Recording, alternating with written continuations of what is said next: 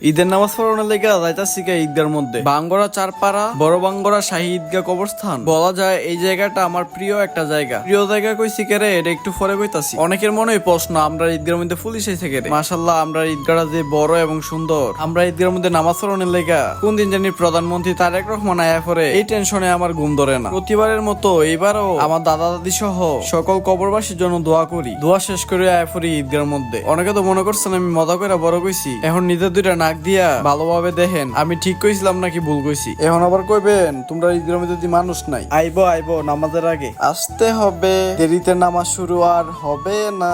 বিশ্বাস করেন না যে এলিগই ভাল লাগে না। দেখেন নির্ধারিত সময়ে আমরা দাঁড়ায় গেছি। কইছিলাম নি আপনারা রে নামাজের আগে সব বইটা দেবো গা। কাইম হাসান নাইম কখনো মিথ্যা কথা বলে না। আই হাই রে, নামাজ দাঁড়ায় মিথ্যা কথা কইয়া লাইলাম। যাই হোক, তারপর নামাজ শুরু হলো, তারপর শেষ হয়ে গেল। তাড়াতাড়ি কলিজা খাওয়ার লোভে বেশিরভাগ মানুষ মুনাজাত না করেই চলে গেল। সত্যি বলতে ঈদ পরিবারের সাথে সুন্দর। ঈদের আসল সৌন্দর্য পরিবারের সাথে কাটানো মুহূর্তগুলোতেই। কিন্তু হাজারো প্রবাসী মানুষ আজ পরিবার থেকে দূরে থেকেও শুধু প্রিয়জনের মুখে হাসি ফোটানোর জন্য নিজের ঈদের আনন্দ ত্যাগ করেছে। আল্লাহ সবাইকে পরিবারের সাথে সুন্দরভাবে ঈদ কাটানোর তৌফিক দান করুন। সবাইকে ডেট ওভার ঈদ মোবারক। আল্লাহ হাফেজ।